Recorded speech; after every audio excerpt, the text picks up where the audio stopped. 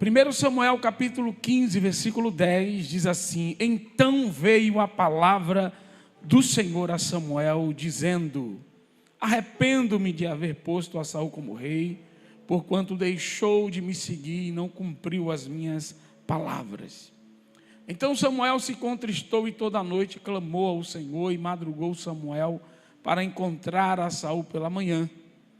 E anunciou-se a Samuel dizendo: Já chegou Saul ao Carmelo, e eis que levantou para si uma coluna. Então, voltando, passou e desceu a Gilgal.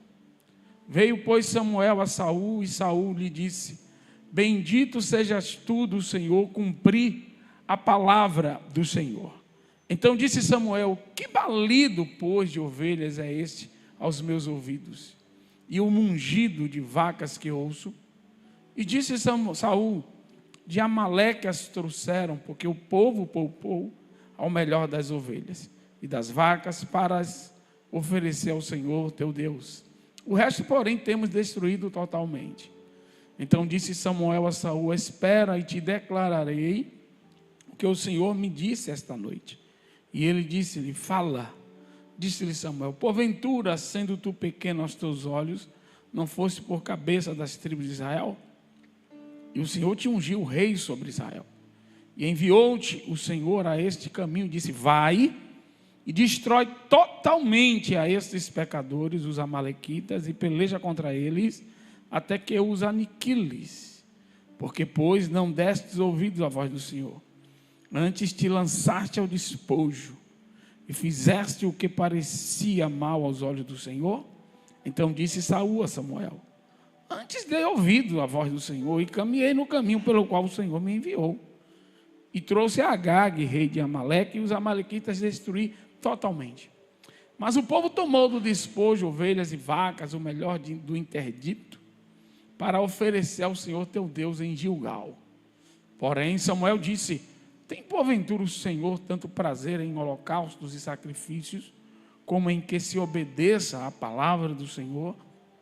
Eis que o obedecer é melhor do que o sacrificar, e o atender melhor é do que a gordura de carneiros. Toma assento, querido. Samuel foi um homem escolhido para ser o rei de Israel, o primeiro rei unificado, do Israel unificado. Deus deu a ele muita honra. Deus o pôs num posto mais elevado da nação, e ele lidera as 12 tribos. E ele tem um início muito fantástico, né? Se você vai ler aqui a descrição, a narração de Samuel, ele tem um início muito excelente, vamos dizer. Mas Deus dá uma ordem por meio de Samuel a Saul, para que ele destruísse os amalequitas, porque os amalequitas foram um povo que se opuseram que Israel atravessasse pelo seu território. Foram um povo que se colocaram contra a ação do povo no deserto, de Deus no deserto. É um povo que se declarou inimigo do povo de Deus. Os amalequitas são, vamos dizer assim, a personificação de o inimigo de Deus no Antigo Testamento. O inimigo do povo de Deus no Antigo Testamento. E Deus tinha dado uma ordem para aniquilar os amalequitas. Mas Saul resolve fazer diferente. Diga comigo: Saul resolve fazer diferente. Eu não vou entrar aqui nessa questão do versículo 11. Vou assim apenas dar uma breve explicação. Quando Deus chega para Saul e diz que para Samuel, e diz: arrependo-me de haver posto a Saul como rei. A gente precisa entender que, e lá na frente, Samuel, no versículo 25, vai dizer que Deus não é homem para que minta, nem filho do homem para que se arrependa. O que a gente precisa entender aqui é que Deus, ele ele mantém sempre a sua essência. A essência dele não muda. Ele não se arrepende, ele não muda a essência, mas ele vai mudar a sua ação de acordo com as suas decisões, para que a sua essência permaneça a mesma. Mas Deus também, ele manifesta emoções, sentimentos, para que é o chamado de antropotismo, patismo, para que a gente tenha uma linguagem humana, né, de Deus. Então você vai ver que o Espírito Santo sente ciúmes, que Deus chora, que Jesus chorou, né, em humano, mas a Bíblia também vai dizer que o Espírito de Deus é ciumento, né, ele sente ciúme de você, que Deus se entristeceu, né, que o Espírito, não entristeçais o Espírito de Deus. Isso são expressões na linguagem para que a gente acomode a ação de Deus numa linguagem humana, né? Mas Deus, ele tem que manifestar isso, e é interessante para que nós entendamos que Deus não se agradou daquela ação, né? Deus não se agradou daquela desobediência, né? Então, isso é o que está em voga aqui neste versículo. Mas esse não é o assunto principal do versículo, da história.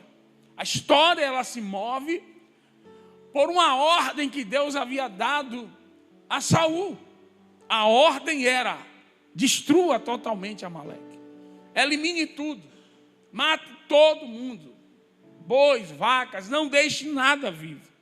Era um juízo, era uma guerra santa, era uma ordem de Deus que tinha saído diretamente do trono de Deus para Saul.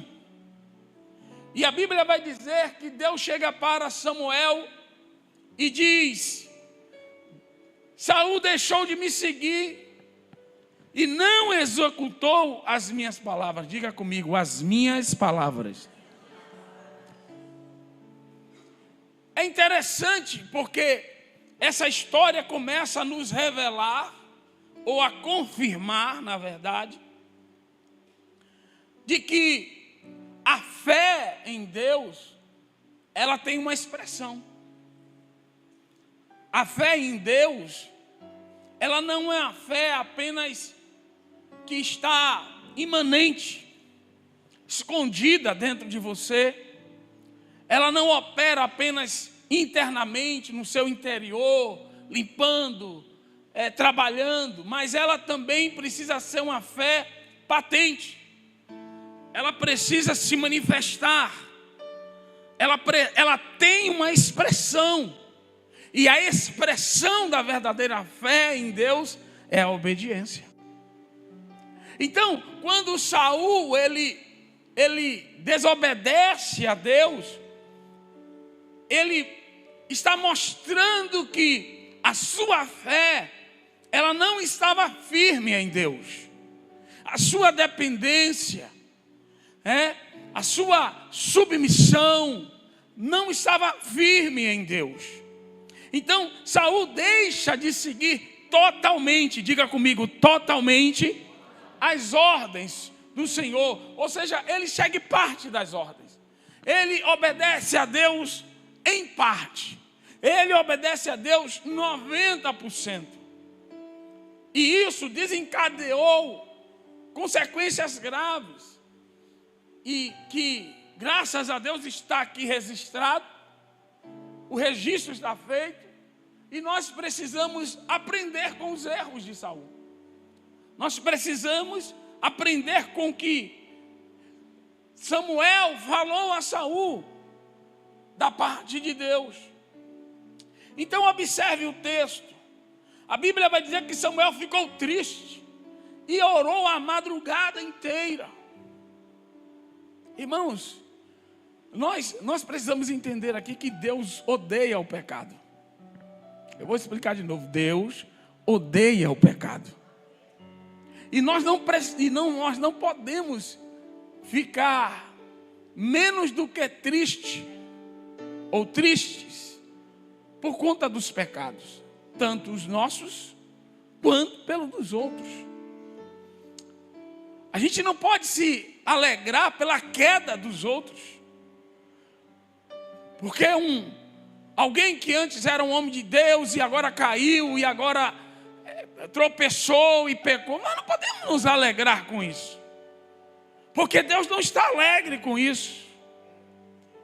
Então a primeira coisa que eu preciso assim estabelecer aqui é que nós precisamos alinhar nossas emoções com as emoções de Deus. Você não pode ficar alegre quando Deus está triste. E você também não pode ficar triste quando Deus está alegre. Nós precisamos alinhar as nossas emoções com as emoções de Deus. Alinhar os nossos sentimentos com os sentimentos de Deus. É por isso que Samuel, ele ora a noite toda, ele se entristece muito e ele vai buscar ao Senhor, ele vai, aleluia, manifestar ali a sua tristeza pela queda de Saul. Deus comunicou: eu me arrependi de ter escolhido Saul. E aí ele vai até Saul comunicar a palavra do Senhor. E quando ele se move, ele ficou sabendo que Saul tinha ido ao Carmelo, erguido uma coluna, feito uma espécie de sacrifício para celebrar a sua obediência, a sua parcial obediência. E, irmão, não tem como você não aplicar isso para os dias de hoje. Não tem como. Porque é justamente isso que nós vemos nos nossos dias. Deixa eu te falar. Erguer uma coluna naquela época é como você postar no Instagram nos dias de hoje. É a mesma coisa, né, mestre? É a mesma coisa.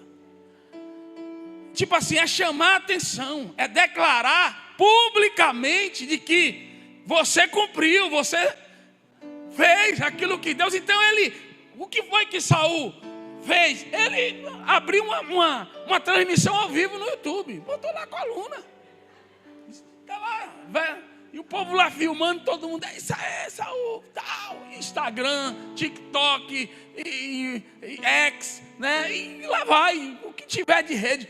Naquela época não existia rede social, mas tinha coluna. Onde a pessoa passava lá no Carmelo, rapaz, que coluna é aquela ali? Saulzão tá jogando duro. Saulzão tá assim com Deus, ó. E não é isso que muitos fazem hoje. Obedecem a Deus parcialmente, mas postam que está tudo bem, que está tudo legal, que você está cumprindo tudo aquilo que Deus mandou você fazer, e que aquilo ali agora foi a bênção de Deus. Eu estou só começando. Tenham paciência comigo hoje. Hoje é pregação pastoral. Então observe bem. Então quando ele chega lá, o rei o cumprimenta com um bem preparado e presunçoso elogio a si mesmo. Bendito sejas tu do Senhor, executei as palavras do Senhor. Viu aí, Samuel? Fiz tudo que o Senhor tinha mandado. Mas Samuel, não, irmão, mas eu estou falando a você, na cara dura assim, sabe? Aquela que nem arde, aquela que é de óleo de peroba, sabe? Brilhando. Irmãos, acreditar que Saul pudesse dizer isso é quase demais para nós, até nos lembrarmos do quanto é comum preferir obedecer às nossas próprias ordens do que às ordens de Deus. Saul tinha seu próprio entendimento da sua missão contra os amalequitas, e é aqui que eu queria falar sobre hoje. Ele recebe uma ordem direta, cristalina, clara, não tinha como uma nova interpretação. Vá lá e destrua tudo. Vá lá e elimine tudo. É cristalino. Nada dúbio, nada ambíguo. Nada que pudesse ter uma segunda interpretação. Mas ele, mesmo assim, ele tinha o seu próprio entendimento. E hoje é o problema nosso. Esse é o nosso problema aqui.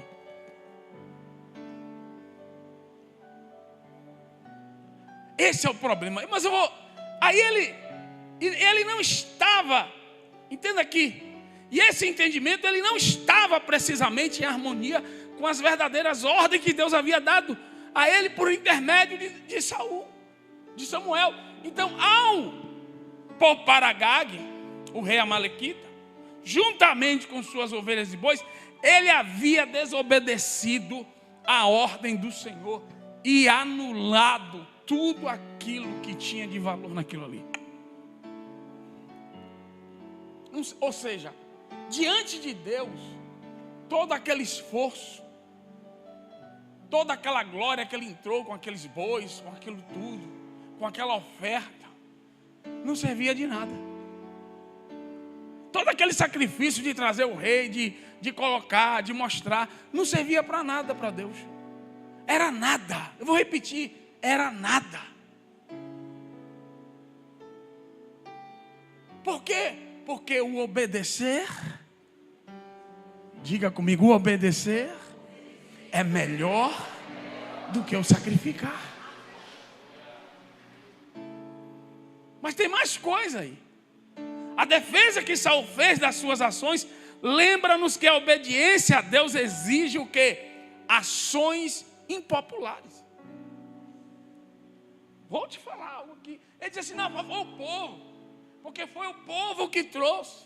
Porque o povo me impeliu a fazer isso. Meu querido, certamente, eu vou te falar, certamente, se você está andando no caminho da cruz, se você está andando no caminho do negue-se a si mesmo, se você é um filho de Deus, uma filha de Deus, que teve um encontro real com o Senhor, haverá momentos na sua vida que você terá de fazer, aleluia, escolhas, terá de tomar decisões que vão de encontro às pessoas que estão próximas a você.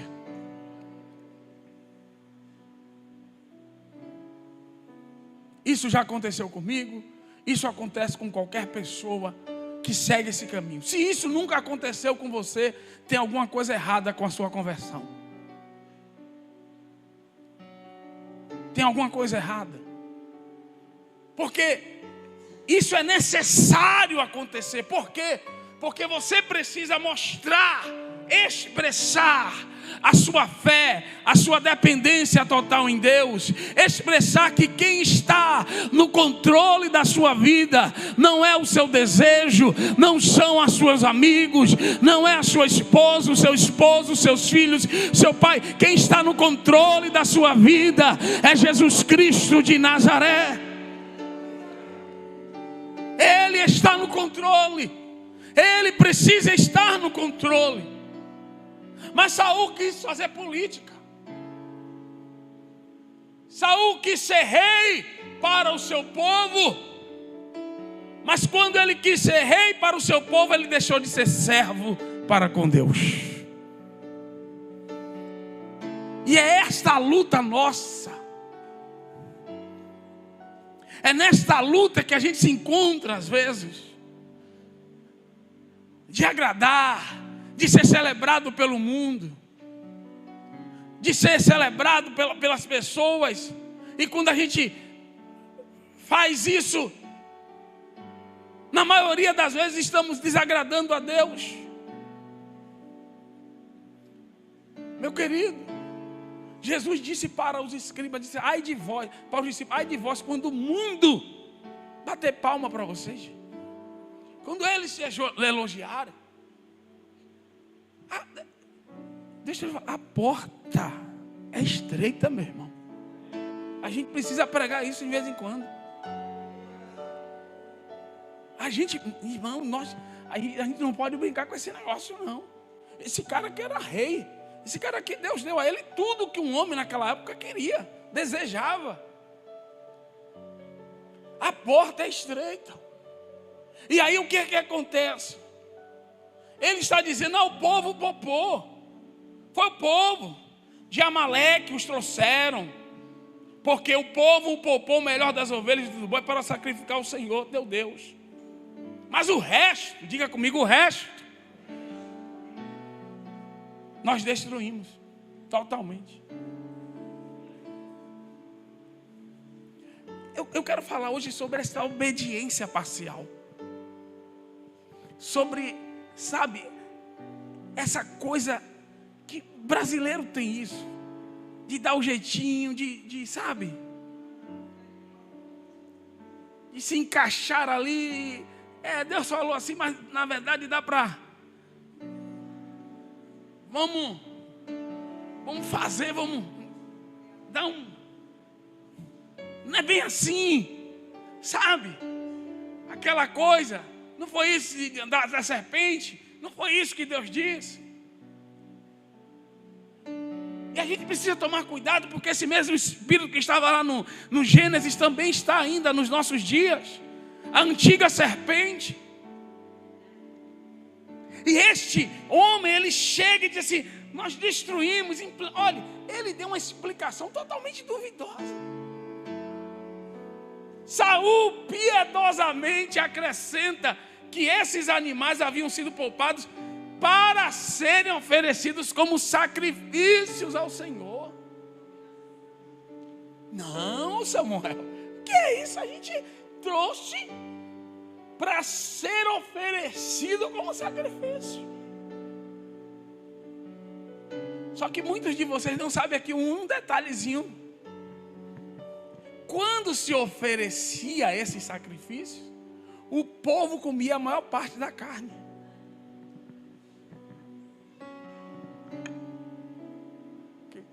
Quem começou a entender aqui agora?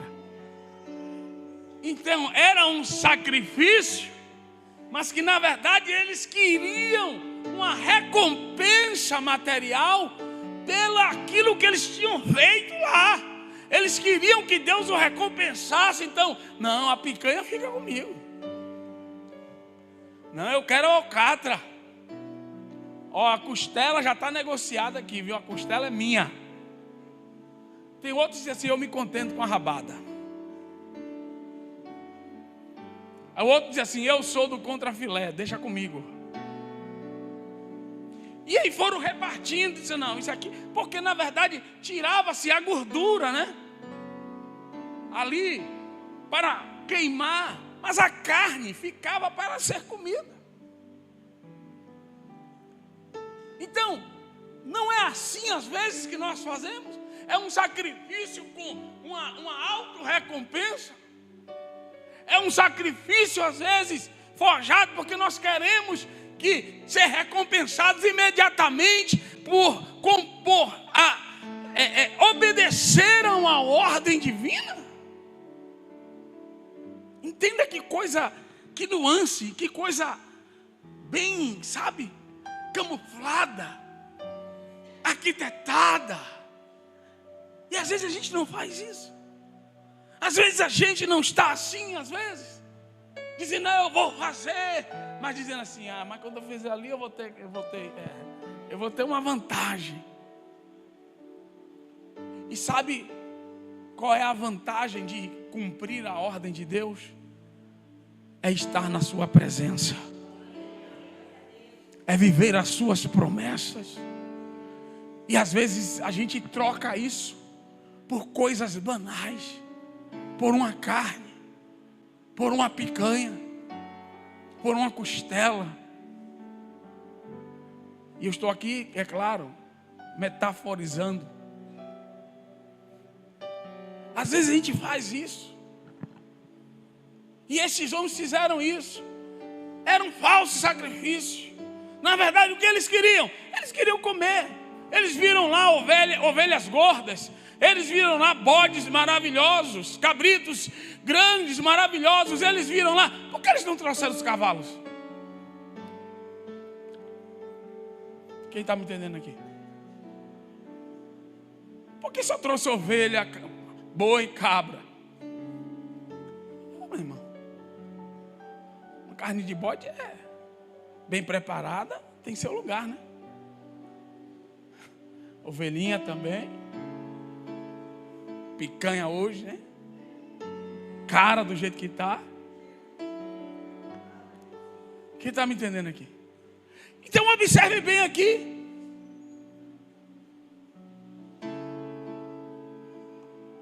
Paulo, ele vai tocar de forma indireta nesse assunto, quando ele exorta a Timóteo contra os falsos profetas, falsos mestres, impostores,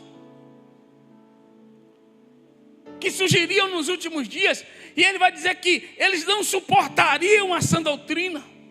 Pelo contrário, cercar-se-ão de mestres segundo as suas próprias cobiças, como que sentindo coceira nos ouvidos, e se recusarão a dar ouvidos à verdade, entregando-se às fábulas. Ou seja, o que é que Paulo está dizendo? Que chega uma hora que as pessoas, elas não querem cumprir a vontade de Deus, elas querem cumprir a sua própria vontade, como Saul.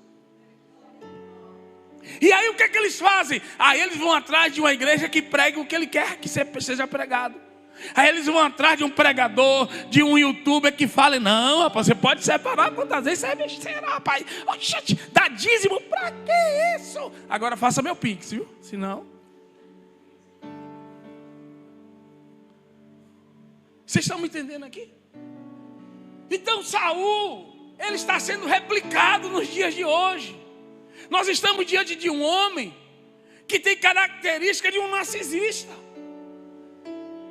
de uma pessoa que ele é o centro, ele é o bom, ele é o cara. O que ele decidir está decidido.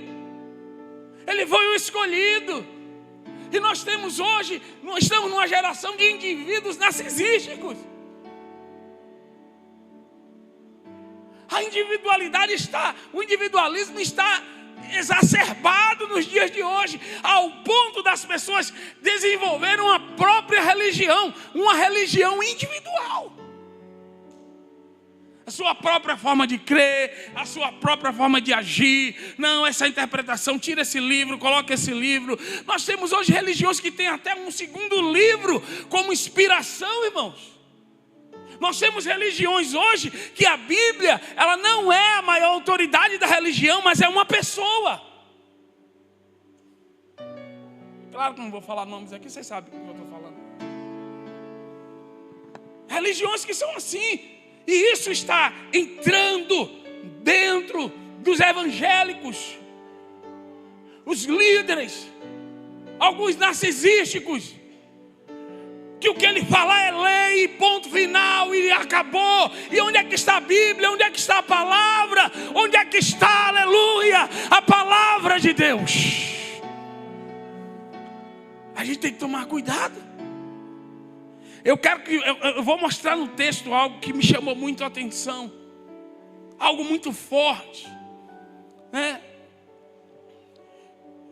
Observe quando Paulo, voltando para Paulo, ele chega para Timóteo, ele diz assim: esses caras, eles vão recusar ouvir a verdade, eles vão se entregar às fábulas. O que é uma fábula? É uma mentira bem contada, é uma história linda, mas que na verdade é tudo mentira, não existe. E quantas pessoas estão vivendo isso hoje dentro de algumas igrejas? Fábulas. Você olha para a pessoa e diz: meu Deus, esse cara está indo para onde? Isso não existe na Bíblia. E nós recebemos às vezes pessoas assim, desesperadas, que renderam a sua vida toda naquilo ali, e quando saíram totalmente marcadas, feridas, porque eles não estavam vivendo o evangelho, eles estavam vivendo uma fábula contada que parecia o evangelho. Não era o evangelho, eu sinto muito. E às vezes eu já falei isso para uma pessoa que passou 30 anos. Ela disse: eu dediquei minha vida toda ali. Eu disse: eu sinto muito, mas não é o evangelho isso. Isso não é evangelho, irmão. Isso é manipulação. E Saul queria manipular Samuel. Mas sobre Samuel estava o Espírito Santo de Deus. O espírito de discernimento, o espírito de revelação estava sobre ele. E quando ele foi dizer, eu trouxe para sacrificar, Samuel disse assim, e que balido de ovelha é esse aí que eu estou ouvindo? Você disse que fez, que cumpriu? Não, você não cumpriu. A ordem do Senhor foi destrua tudo. E aí ele tira a responsabilidade dele e vai dizer que é o povo. Mas quem era o líder era ele. Irmão, não decidir é decidir também. A gente precisa entender isso. Porque se você não decide, alguém vai decidir por você. Quem está aí? Se você, porque pastor, eu não gosto de decidir. Então alguém vai decidir por você. Alguém vai decidir a sua vida. Alguém vai decidir o seu trabalho. Alguém vai decidir o seu cargo na empresa que você está. Alguém vai decidir a sua profissão. Alguém vai decidir com quem você tem que casar. Alguém vai decidir se você vai separar ou não. Eu enfrentei um caso desse aqui na igreja. De uma pessoa que um parente estava decidindo. E ela fez tudo para poder eles se separarem. Porque ela não concordava com o casamento. Que coisa do Satanás isso aí, irmão. Até que ele despertou. E quando a pessoa despertou, eu disse, pastor, quando eu entendi, eu disse, rapaz. E a coisa é bem camuflada. Ela é bem feita, a história é bem contada. E aí Saul veio com a história perfeita. Ele já estava, a narrativa já estava pronta. Fiz, tal. Fez coisa, botou toda a narrativa. Mas, irmão, a palavra do Senhor é como lâmpada. E quando a luz chega, as trevas são dissipadas. Meu Deus, aleluia. Paulo vai dizer para Timóteo, olhe, permaneça naquilo que aprendeste e de que foste inteirado, pregue fielmente a palavra de Deus.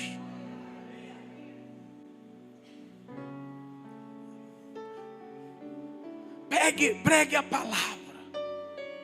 Então observe bem, Samuel reage à objeção de Saul, ressaltando que a obediência é a única coisa que verdadeiramente agrada ao Senhor.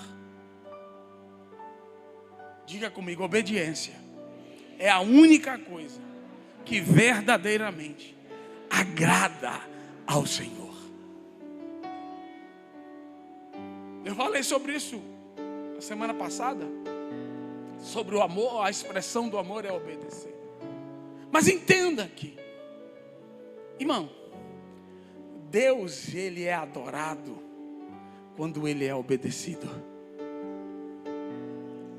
Vou repetir, Deus é adorado quando ele é obedecido. Eu vou melhorar, Deus é verdadeiramente adorado quando ele é obedecido. É por isso que existem os falsos adoradores. Porque o que são os falsos adoradores? Eles têm a capa. Eles choram. Eles cantam os louvores. Eles usam até a nossa linguagem. Eles usam a Bíblia. Eles frequentam os cultos. Mas eles não obedecem. Eles continuam lançados em seus erros, em seus pecados, em suas formas de ver. Não, eu tenho a minha opinião sobre isso. Irmãos, eu aprendi que crente não tem opinião. Crente não tem opinião. A opinião do crente é o que a Bíblia diz. Aí precisa tomar cuidado com isso, principalmente nos dias de hoje. De ficar dizendo assim, a minha opinião é isso. Pare com isso, irmão. Você não é política. Você é político para ter opinião? Você é crente só se você for político. Político tem opinião, tem ideologia, esquerda, direita, centro, ultra esquerda, ultra direita, que não sei o que lá. Mas crente não, crente diz assim, meu querido, a Bíblia diz isso e eu creio na Bíblia. Acabou. Por isso você tem que conhecer a Bíblia. Aí fica discutindo na faculdade, com a sua opinião. Você não tem que discutir, você tem que dizer o que a Bíblia diz. Ah, porque o que é que você acha, irmão? Rapaz, eu não acho nada. Agora a Bíblia diz isso, isso e isso. E eu creio na Bíblia. Acabou a discussão. O fim é a palavra, o início é a palavra, o meio é a palavra. Quem está me entendendo aqui? É a palavra que tem, aleluia, que influenciar o nosso discurso. Não, mas agora não, porque eu acho que isso, eu acho e tal, e com essa questão de política mesmo, não, porque eu acho. Não, eu acho que a Bíblia diz. Eu não tenho opinião. Eu prego as minhas convicções, o que está escrito na Bíblia. Então entenda aqui, Deus é adorado quando verdadeiramente é obedecido. É melhor obedecer a Deus do que cantar, irmão. Chorar. É melhor obedecer, né? Todos os crentes têm responsabilidade de mordomia diante de Deus. E não devemos ficar menos surpresos ao sermos responsabilizados por desobediência. E como somos tratados por Deus, né, pelo Senhor, por Deus, por não cumprir as ordens da sua palavra. Entenda aqui. Aí Samuel, vamos lá para o texto, vai dizer assim: eu tenho algo aqui para dizer para você. Diz assim, versículo 23. Porque a rebelião é como o pecado de feitiçaria. Diga comigo, a rebelião é como o pecado de feitiçaria. E a obstinação é como iniquidade e idolatria. Do que é que Samuel está falando? Aí ele vai dizer, ele não para aí. Porquanto tu rejeitaste o quê? Diga comigo, a palavra. É só isso aí. Esse aí para mim é o principal versículo desse texto. Tudo isso, tudo que vai acontecer depois daí com Saul, foi porque ele rejeitou a palavra de Deus. Ele não rejeitou Samuel. Não foi porque ele rejeitou o profeta, o apóstolo, o líder. Não. Diga comigo, a palavra. Quando Deus põe esta frase nos lábios de Samuel, Deus está mandando um recado para mim e para você. Não existe nada, não existe nenhuma autoridade nesta terra acima da palavra de Deus. Rebeldia para Deus é rebeldia contra a palavra. Deus não puniu Saul porque ele se rebelou contra Samuel. Vamos deixar isso claro aqui. Samuel era o profeta, o homem de Deus. Nenhuma palavra dele tinha caído por terra. Um homem celebrado na nação toda. Mas essa não foi a causa de Saul ter perdido o trono, ter sido rejeitado por Deus. A causa foi que, aleluia, Deus havia dado uma ordem direta para o rei. E ele tinha que cumprir. A palavra que ele rejeitou foi inspirada por Deus e não poderia ser desobedecida. E nós estamos nesse tempo aqui com essas guerras, porque hoje em dia prega-se que rebelião é se rebelar contra o profeta. Mas e quando o profeta não diz a palavra que sai da boca de Deus? Quando o profeta começa a pregar de si mesmo, a gente tem que voltar a ser bereano, irmão. Os bereanos, Paulo começou a falar, os bereanos, peraí, bonitão, você é o cara, peraí. Você falou o quê? Sim. Eu nasci numa igreja assim. Os pregadores chegavam lá, a gente anotava tudo, depois ia perguntar ao pregador. Dizia assim, vem cá, o senhor pregou isso aqui, onde é que está escrito isso? Perguntar ao pastor. Pastor, o senhor pregou isso aqui? Está onde escrito? Ele abra em tal lugar. Sabe? Mas sabe por que as pessoas estão indo ao encontro de pessoas assim? Né? Porque a gente gosta da fábula. A fábula é uma história perfeita. A fábula sempre termina com herói, E na Bíblia, a gente não encontra. Na Bíblia o maior herói morre na cruz. Como se fosse um ladrão. Mal pecou, morreu na cruz. A história de Cristo, humanamente falando, é um fracasso.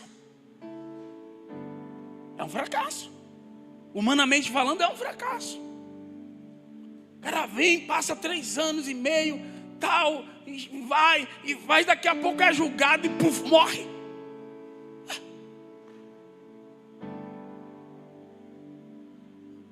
Mas graças a Deus que a história dele não é humana.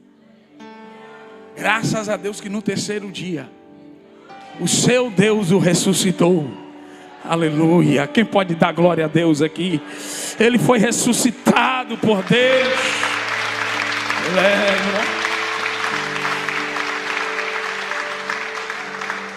Então quando Saul rejeita a palavra, e anote isso aqui, a vontade de Saul era o seu verdadeiro Deus. A vontade de Saul era o seu verdadeiro Deus. E hoje nós estamos diante de uma geração assim, individualista, narcisística, que o que vale é a vontade dele, é o que ele quer, é o que ele acha. E quando fica tudo é lindo, enquanto o que está escrito está consoante com aquilo que ele pensa. Tudo é lindo quando aquilo que está escrito está alinhado com aquilo que ele espera. Tudo é maravilhoso, aí ele canta, ele vem aqui, presbítero Misael ora, chora aqui, ele também chora junto, ele vai, mas quando a espada se levanta, meu irmão, a palavra foi comparada a uma espada. Você quer esperar o que disso? O que é que espada faz, irmão? Corta e o que mais?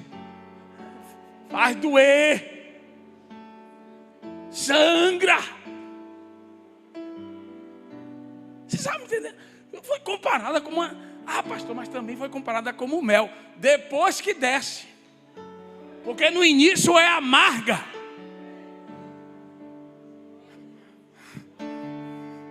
Fale o versículo direito. Interprete olha sua hermenêutica aí. Interprete esse negócio direito. É como mel, mas antes é amargo. Vocês estão me entendendo aqui? Então, a vontade de Saul era o seu verdadeiro Deus. Na prática, ele havia destronado o Senhor do seu coração. E isso é feitiçaria. Eu estou falando da idolatria ao livre-arbítrio. De você idolatrar o seu livre-arbítrio. Mas eu posso fazer, Deus me ama. Eu faço o que você quiser. Irmãos, esqueça esse negócio. Irmãos, nós somos servos de Deus.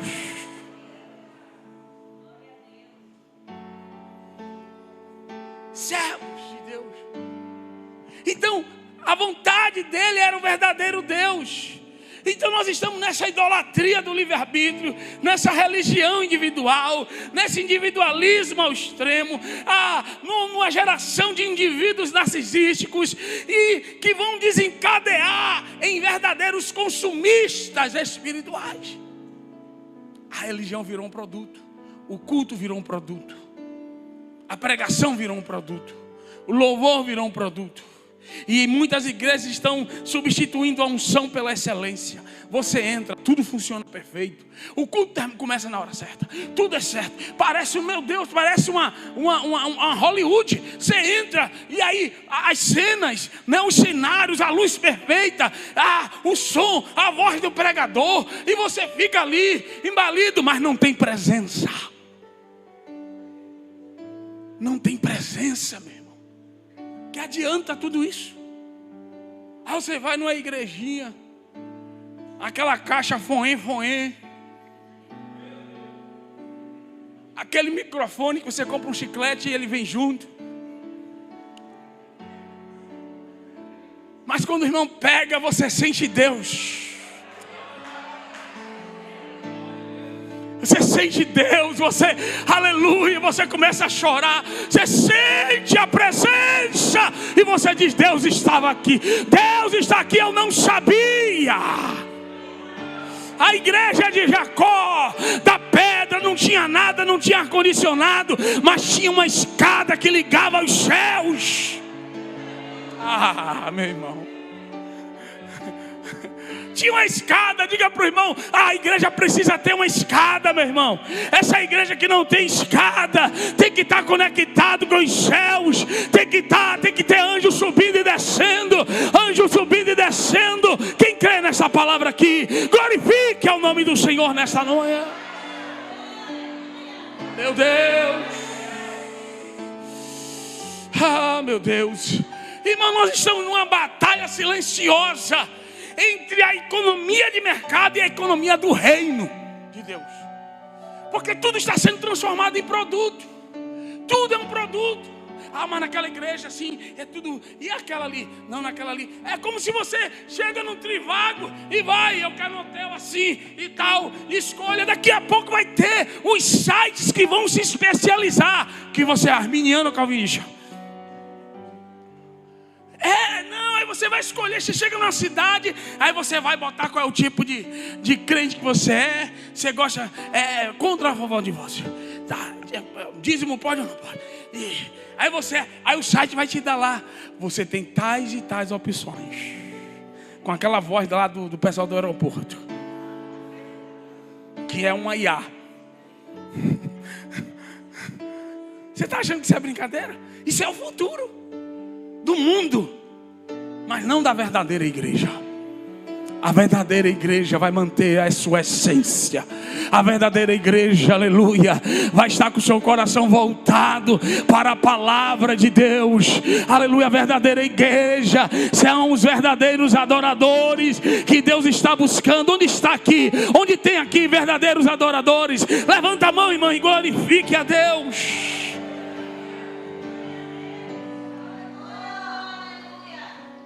Saul era um tipo de homem, como nos dias de hoje, cuja vida é avaliada pelas realizações terrenas, os feitos. Ele foi lá, destruiu, fez a coluna, só feitos. Mas o que adianta, irmãos? O que adianta só feitos? Hoje muitas pessoas possuem currículos ricos, realizações brilhantes, mas nada disso importa, porque estão longe do seu Criador. Estão longe de Deus. Ser um homem ou uma mulher temente a Deus, obediente ao Senhor, é melhor do que ser um grande rei como Saul, porque Saul foi rejeitado, mas nós somos escolhidos pelo Senhor. Então nós precisamos entender o exemplo máximo, eu encerro aqui, de Jesus. Paulo vai resumir esta obra, este exemplo magnífico, numa coisa que é uma obra literária maravilhosa, Filipenses 2, de 5 a 8. É uma poesia, é uma profecia, é algo lindo, é algo glorioso.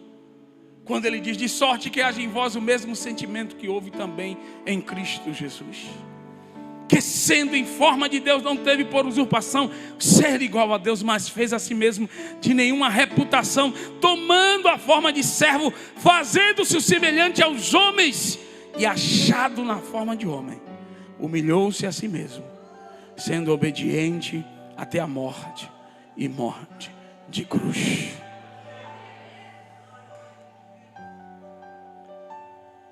Essa descrição de Paulo foi personificada ou prefigurada, eu acho que esse é o verbo. Ela foi vista na cerimônia do lava-pés. Jesus estava à mesa, e quem senta à mesa é filho. Quem está me entendendo aqui? E a Bíblia diz que ele sai da mesa, sai da qualidade de filho, sai da qualidade de membro da família, e ele pega as suas vestes e ele amarra, ele cinge, pega a túnica, né? E traz aqui, ó, acima do joelho. Pega uma bacia. Senta-se e começa a lavar os pés dos discípulos. Na casa existiam 3 tipos de... Numa grande casa, né? Numa casa em Israel, naquela época, existiam 3 tipos de servos. Existia o de, se não me engano, o didáscalos, que é o professor. O diáconos, que era o que mesmo que geria, né, ali as coisas. Existia o dulos. O dulos era o escravo mais baixo da casa. Era o que lavava os pés dos visitantes quando chegavam. Jesus não quis ser naquela hora o didáscalo. Jesus não quis ser o diácono.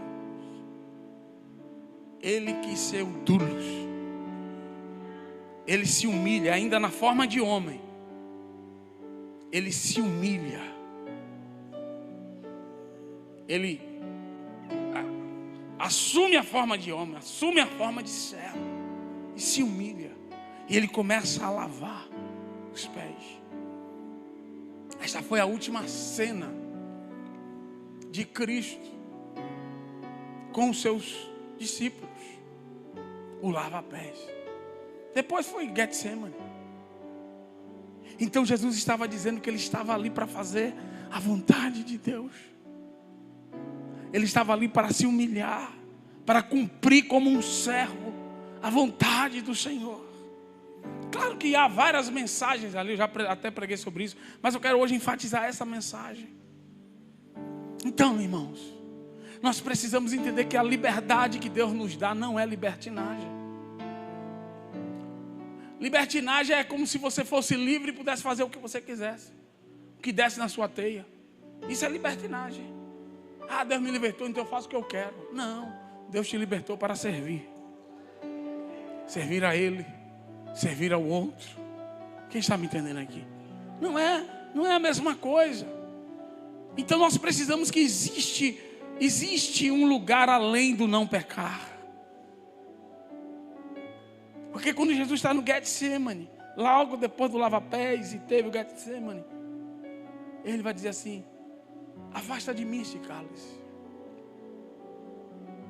Ele não estava brincando ali, ele era homem, ele estava sentindo. A hora das trevas tinha chegado. Ele disse assim: se o Senhor pode, faça, mas que não seja feita a minha, mas a tua vontade. Diga comigo: que não seja feita a minha, mas a tua vontade, Senhor.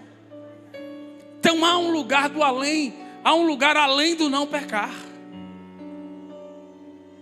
Além do adultério, do não adulterar, além do não mentir. Sabe? Há um lugar além. O agradar-se de Deus é agradar-se da sua palavra, da sua vontade, das suas ordens. Entenda, Davi não adulterou, Davi não matou, não fez nada, Saul. Ele simplesmente desobedeceu uma ordem direta, que era aniquilar.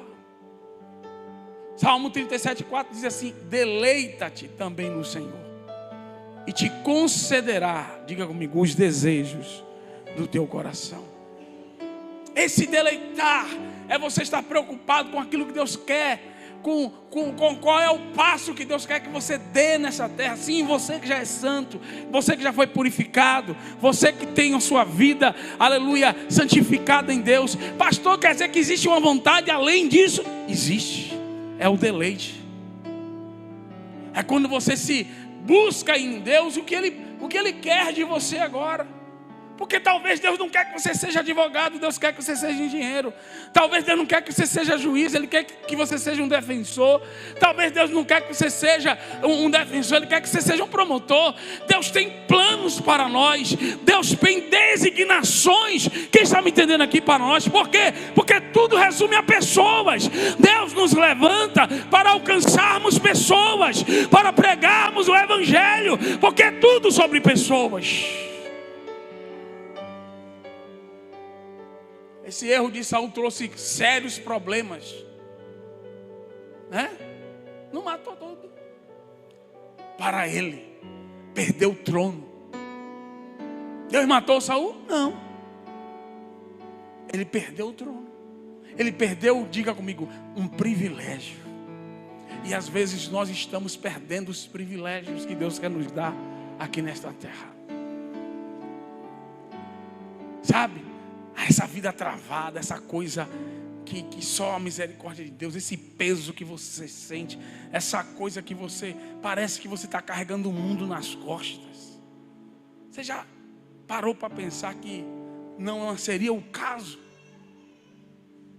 de você não ter sacrificado todo o exército de Amaleque? Será que você não poupou algumas ovelhas aí que está com você? Eu estou ouvindo o balido de algumas ovelhas aqui. Será que lá no seu quarto não tem uma ovelhinha lá de Amaleque? Você guardou e disse assim: eu achei ela bonitinha, pastor. Eu vou usar como meu animal de estimação. Tem gente que usa até porco como animal de estimação. Quanto mais ovelha. Ou então boi. Mas Deus mandou destruir. Deus disse que essa não era a vontade dele. Não, mas é bonitinho, eu achei ela legal. E às vezes são esses bois, são essas ovelhas que têm nos roubado os privilégios de Deus. Agrada-te do Senhor. Agradar-se do Senhor é agradar da palavra dele, das direções que ele te dá, e não rejeitar. Eu estava compartilhando no grupo de cooperadores. Hoje eu vou só passar um pouquinho o horário. E dizendo que há algum tempo atrás, tinha 2 decisões para eu tomar. Decisões pessoais. E que eu já tinha decidido que ia seguir um caminho. Eu tinha decidido, não quero isso aqui, não quero isso aqui. Mas Deus falou comigo. Deus disse assim: você não vai por esse caminho, você tem que ir por esse. Mas eu já tinha decidido pelo de cá. Só que eu entendi que era Deus. E quando eu entendo que é Deus, eu falei uma vez a uma irmã: seja escravo da voz. Você tem que ser escravo da voz de Deus, meu irmão. E aí eu me recompus. Eu disse: rapaz, e eu fiz o que Deus tinha mandado, sabendo da dificuldade que eu ia enfrentar, sabendo da luta, do desafio que seria, sabendo que eu iria ter que passar por alguns processos que eu não queria me privar disso. Mas eu disse assim: não tem jeito, eu sei que foi Deus que falou comigo.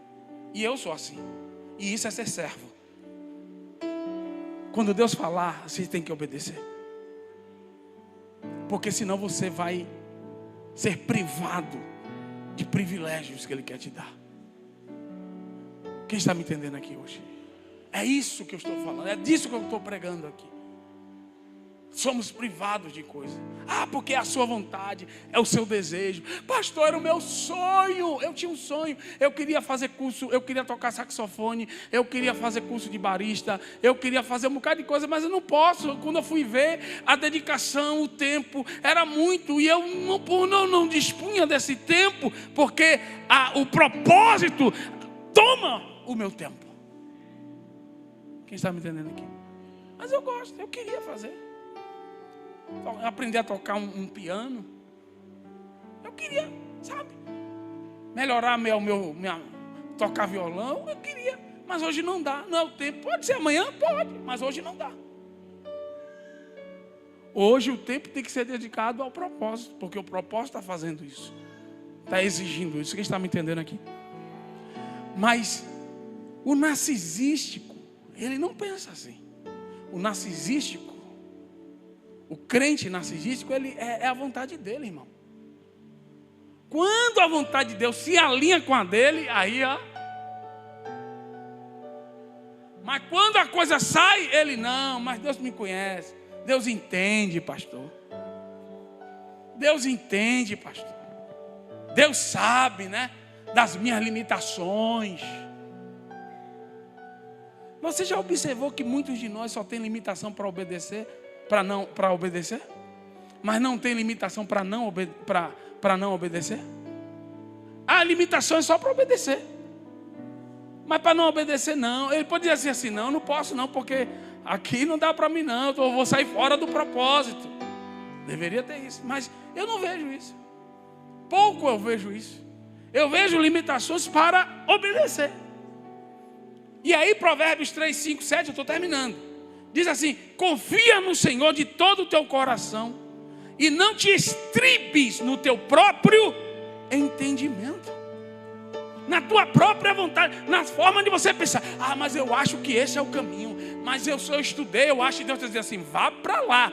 Não feche esse contrato, não arrume esse cara como sócio, não abra a empresa, ou então abra agora, compre agora, vá agora, case com ele, faça isso, faça aquilo. E a gente não obedece,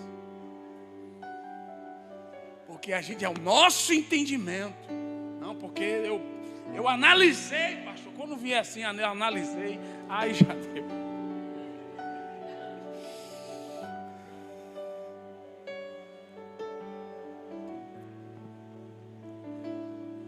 Então tome cuidado com isso.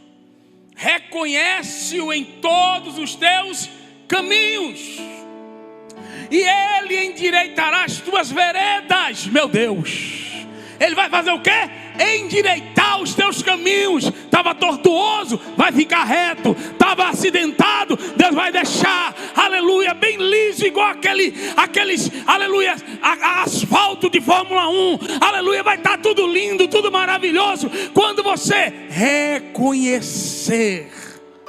E o que é reconhecer? Aleluia, reconhecer é uma palavra hebraica, iada, que significa perceber, ver, descobrir, discernir, discriminar, distinguir, saber por experiência, compreender. É você entender onde é que Deus está ali, nas situações, nas circunstâncias, nas decisões que você precisa treinar. Quando você tem um coração inclinado para isso, Deus vai se revelar no teu caminho.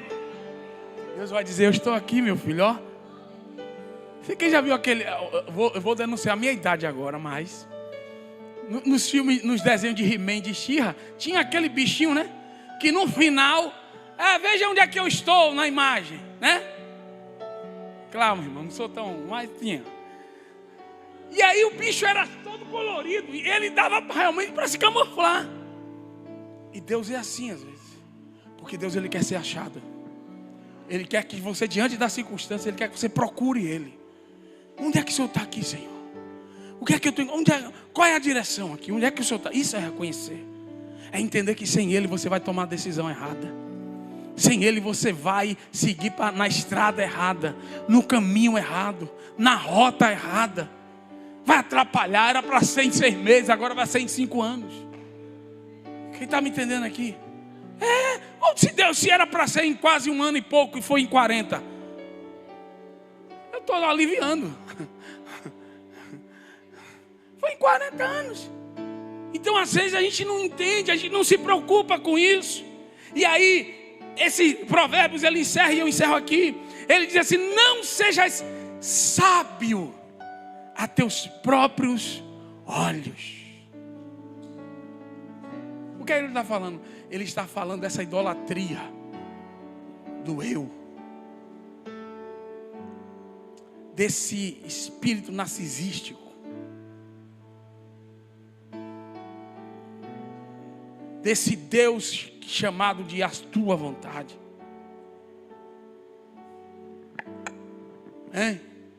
Nós precisamos ser como o trigo. Você sabe qual é uma das diferenças entre o trigo e o joio? É que o joio, quando o vento sopra forte, ele se parte. Mas o trigo, ele se dobra. O vento é a vontade de Deus. E nós precisamos aprender a nos dobrar quando ela se manifesta, quando ela vem forte, porque às vezes vem forte, né?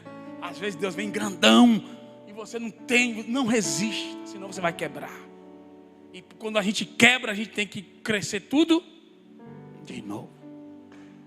Vamos ficar de pé. A gente não pode quebrar. Deus não quer que você quebre. Você só precisa se dobrar, porque o vento ele vai passar. E quando o vento passa, você volta. Aí é a sua vontade, aí é os seus desejos, aí você não perde a sua identidade, você tem os seus sonhos, mas quando o vento soprar, se dobre. Diga, é o Senhor que manda aqui. Eu vou me dobrar, senão eu quebro.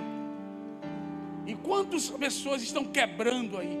Quantos já quebraram?